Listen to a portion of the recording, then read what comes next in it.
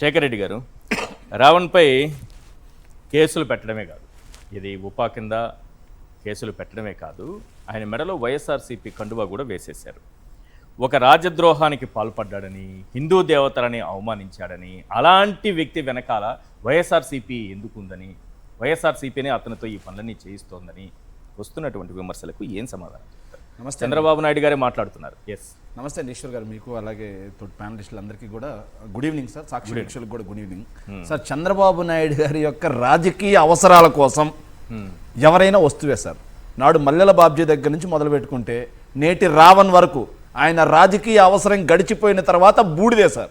అందుకే తెలుగుదేశం పార్టీని తెలుగు బూడిద పార్టీ అంటున్నాం సార్. మేము ఎందుకంటున్నాం సార్, మల్లెల బాబ్జీని రాజకీయ అవసరాల కోసం వాడుకొని చివరికి మల్లెల బాబ్జీ యొక్క ఉదంతం ఏం జరిగిందో మీలాంటి సీనియర్ జర్నలిస్టులు అందరికీ తెలుసు సార్.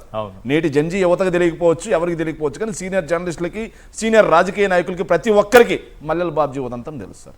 నేడు రావణ్ అంశం చూసుకున్నాం సార్. సో నిజంగా చంద్రబాబు నాయుడు గారు నిన్నటి వరకు ఒక లెక్క సార్. చంద్రబాబు నాయుడు గారు నిన్న నంద్యాల మీటింగ్లో మాట్లాడిన తర్వాత నిజంగా ఇంత నీచానికి ఒక రాజకీయ నాయకుడు దిగజారాలా, ఇంత నీచంగా, నిర్లజ్జగా, నిస్సిగ్గుగా ఒక ముఖ్యమంత్రి అనే ఒక వ్యక్తి ఇన్ని అబద్ధాలు ఆడాలా అనిపించింది సార్. ఎవరు సార్ రావణ్? వైఎస్ఆర్ కాంగ్రెస్ పార్టీ కండువ వేసేస్తారా? ఇక్కడ ఏం జరుగుతుందంటే సార్, జన సైనికులు అసంతృప్తికి గురైనప్పుడు జన సైనికుల్ని సంతృప్తి పరచాలి అంటే ఇలాంటి కార్యక్రమం ఏదైనా తీసుకురావాలి sir. At the same time రాష్ట్రంలో ఇప్పుడు మనం గమనిస్తూ ఉన్నాం సార్, అమ్మేండి బ్రో ఓఎల్ఎక్స్ సర్కార్ నడుస్తూ ఉంది. మనం ప్రభుత్వ భూముల దగ్గర నుంచి, పోర్టుల దగ్గర నుంచి, మెడికల్ కాలేజీల దగ్గర నుంచి, ఫిషింగ్ హార్బర్ల దగ్గర నుంచి అన్ని అమ్మేండి బ్రో అనే కార్యక్రమం జరుగుతుంది సార్. వేటి మీద చర్చ రాకుండా ఉండడం కోసం వీళ్ళు ఏం చేశారంటే ఆల్రెడీ ప్రశ్న రావణ్ అనే అతను ఏదైతే పవన్ కళ్యాణ్ గారి మీద ఏ రోజు నుంచి మొదలు పెట్టాడండి, 2024 సెప్టెంబర్ మొదటి వీడియో చేశాడు సార్. 2024 సెప్టెంబర్లో మొట్టమొదటి వీడియో పవన్ కళ్యాణ్ గారికి అగైనిస్ట్ గా చేశారు సార్. ఎందుకు ఆయన మీద అగైనిస్ట్ ఎందుకు చేయాలి? వినండి సార్ ఒకమాట. అదే పవన్ కళ్యాణ్ గారికి అనుకూలంగా 2024 కంటే ముందు ప్రశ్న రావణ్ గారు చేసి ఒక మాట్లాడిన ఒక మాట. ఒకటే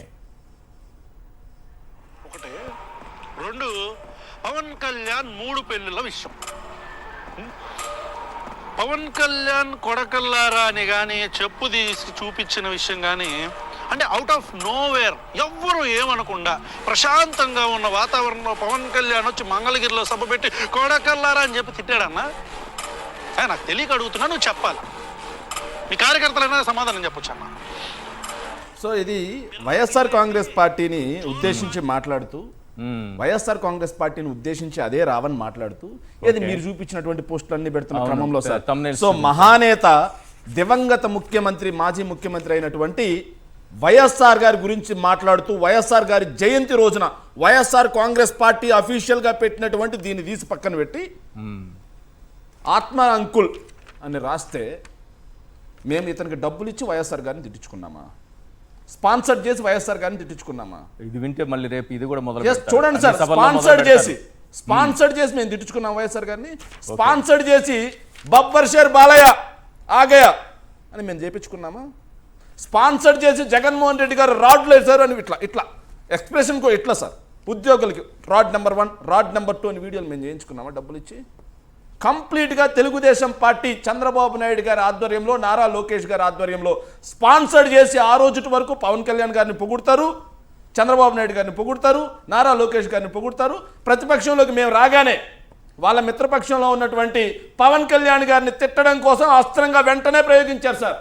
ఒక కామన్ సెన్స్ వాడదాం సార్. 2024 ఎలక్షన్స్లో 2024 జూన్లో మేము ఓడిపోయిన తర్వాత 2-3 నెలల్లో ఆయనకు స్పాన్సర్ చేసి ఆయన తీసుకొచ్చి పెట్టుకోవడానికి అప్పటికి ఆయనకి అంత వ్యూవర్షిప్ కూడా లేదు సార్.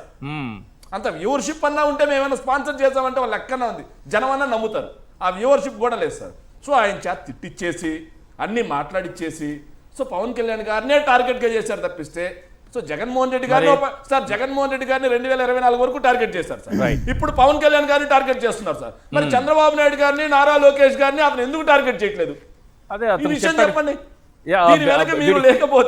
దీని వెనక మీరు లేకపోతే, నారా లోకేష్ అనే ఒక వ్యక్తి లేకపోతే, చంద్రబాబు నాయుడు గారు అనే ఒక వ్యక్తి లేకపోతే, తెలుగుదేశం పార్టీ అనేది లేకపోతే, మీ తెలుగుదేశం పార్టీని పల్లెత్తు ఒక మాట ఎందుకు అనట్లేదు?